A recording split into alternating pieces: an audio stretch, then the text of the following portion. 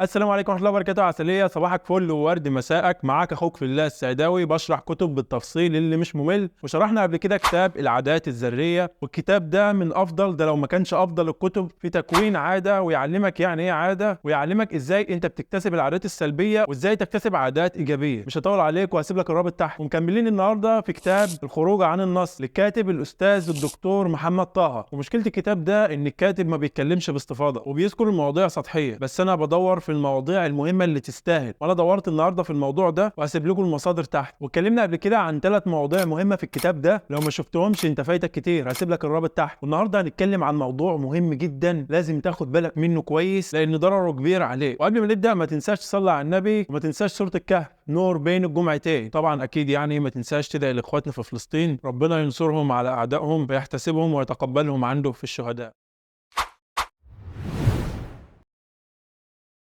كل واحد ليه سلوكياته وفي تعاملاته مع الناس، والسلوكيات دي بنكتسبها من خبراتنا الحياتية أو من التربية أو من اللي حوالينا. وما إن خلاص إن إحنا اتعودنا عليها وبقت جزء من شخصيتنا، ممكن يكون بعض السلوكيات دي بيضرنا وإحنا ما نعرفش. والنهاردة هنتعرف مع بعض على سلوك بيستنزفنا نفسيا. أسألك 5 أسئلة وأنت قيم نفسك فيهم من 1 ل5. 1 يعني ده مش أنت، و5 يعني ده أنت. والسؤال الأول: ما بتحسش بقيمتك إلا إذا عملت خدمة لحد. والسؤال الثاني: بتحس إن أنت دايما مهجور ومحدش بيهتم بيك. السؤال الثالث: في اشخاص معتمدين عليك اعتماد كلي، محتاجينك تعمل لهم كل حاجه. والسؤال الرابع: لو انت في علاقه مع الطرف الثاني وانت مش سعيد، بتفضل مكمل فيها. السؤال الخامس والاخير: هل بتحس بالقلق عشان مشاكل الاخرين وبتحاول تحلها لهم في اسرع وقت؟ لو تقييمك في الاسئله اللي فاتت دي كان عالي 4 أو 5، فانت بنسبه كبيره بتعيش دور المنقذ. طب ايه هو دور المنقذ؟ بص يا عسليه، المنقذ ده شخص بيحب المساعده وبيتحمل مسؤوليات الناس ومشاكلهم، وبيهتم بحياه الناس وقراراتهم اكتر ما بيهتم بحياته. طبعا انت مستغرب، ما الكلام حلو وجميل اهو، ده حتى الرسول عليه الصلاه والسلام قال: من نفس عن مؤمن كربه من كرب الدنيا نفس الله عنه كربه من كرب يوم القيامة، ومن يسر على معسر يسر الله عليه في الدنيا والآخرة. وفي حديث تاني بيقول: أحب الناس إلى الله أنفعهم للناس، أحب الأعمال إلى الله تعالى سرور تدخله على قلب مسلم. لا، أنا مش قصدي هنا إن أنت ما تساعدش حد، زي ما عرفنا في الحديثين اللي فاتوا مساعدة أخوك المسلم لهم فضل عظيم ومن أحب الأعمال إلى الله. لكن أنا قصدي هنا إنك بتعمل كده عشان تتشاف وتبان وتتقدر، وإن أنت لو ما عملتش كده فأنت لا هيكون ليك قيمة ولا هيكون ليك لازمة، تحس إن أنت دايما أقل واحد في كل اللي حواليك وكلهم احسن منك، وانت بتعمل اي حاجه عشان يشوفوك ويقدروك، وساعتها تحس ان ليك قيمه. والموضوع ده مهم جدا لان انا كنت بعاني من الموضوع ده من 5 6 سنين فاتوا، بس الحمد لله بفضل الله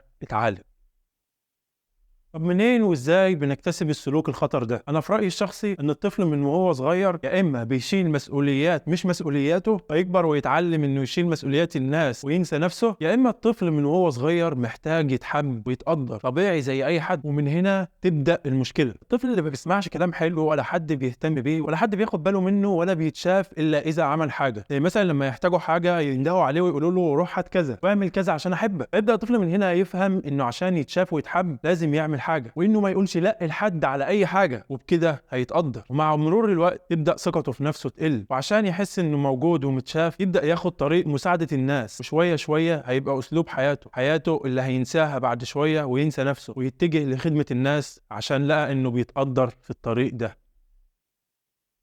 طب ايه هي مخاطر السلوك ده؟ اولا، كونك شخص منقذ امر مرهق جدا، فده بياخد منك وقت ومجهود عشان تلبي احتياجات ناس تانية، وبينتهي بيك الامر باهمال احتياجاتك الخاصة واهمال نفسك. وده بنشوفه اكتر في الامهات، ربنا يبارك لنا في ابائنا ويدخلهم الجنة بغير حساب ولا سابقة عذاب. بتلاقي الام بتطحن نفسها في طبخ وغسيل وترتيب اوض وتحضير اكل كل واحد، وده بياكل الوقتي وده ما بياكلش الوقتي، وبتنسى نفسها ولا حتى بتخرج ولا بتهتم بصحتها، وبتيجي على نفسها عشان خاطر بقية الاسرة. وده بياخدنا للخطر التاني، ان اللي عايش دور المنقذ ده فاكر ان هو كده بيساعد، فبيبقى عاوز يعمل كل حاجة مكان الشخص التاني، فبالتالي بيخلق شخصية اعتمادية بتعتمد على اللي حواليها في كل حاجة، وكل ما يعوز باولو ما انتش يا باولو، ما انتش يا باولو، ما انتش يا باولو. وتالت خطر هي ان الناس بتستغله، فهتلاقي الناس دايما بيستغلوه عشان يوصلوا لاي حاجه، عشان عارفين ان هو مش هيقول لهم لا. ورابع حاجه هي التعرض للخذلان المستمر، فالناس اللي انت بتساعدهم دول وعايش دور المنقذ ليهم، لو جيت طلبت منهم حاجه في الاغلب مش هتلاقيها، عشان عارفين ان انت هتيجي على نفسك ومش هتزعل منهم، وعارفين برضو ان انت مستباح وفي اي وقت هيلاقوك، وان انت في خدمتهم دايما ومش بتزعل مهما حصل. فعادي بقى، مش فارق معاهم. وخامس حاجه هي انك بتجذب الناس اللي بيعيشوا دور الضحيه. لو ما تعرفش يعني ايه دور ضحيه اتفرج على الحلقه اللي فاتت، وبالمناسبه حلقه مهمه جدا لا تقل اهميه عن الموضوع ده. وسادس حاجه بقى الناس بتشوفك متطفل وحاشر مناخيرك في كل حاجه، لان اللي عاوز يعيش دور المنقذ بيبقى عاوز يعمل كل حاجه مكان الشخص التاني، والشخص التاني طبعا عاوز يعيش حياته. يبدا الشخص المنقذ بيتدخل في حاجات مش بتاعته، وده بنشوفه كتير في الاباء. ليه الولد عاوز يخش كليه رياضيه عشان هو عاوز كده، هما يقولوا له لا